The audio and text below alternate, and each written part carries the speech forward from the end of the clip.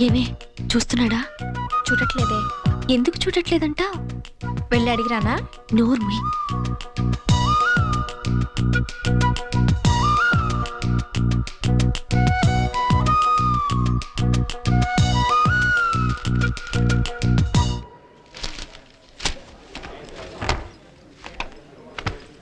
నందిని, ఇప్పుడు నీ మనసులో ఏమనుకుంటున్నావు చెప్పనా? ఏమనుకుంటున్నాను? నిన్నంతా నన్నే చూసిన సీన్గాడి వాళ్ళు ఎందుకు చూడలేదు అనుకుంటున్నావు కదా?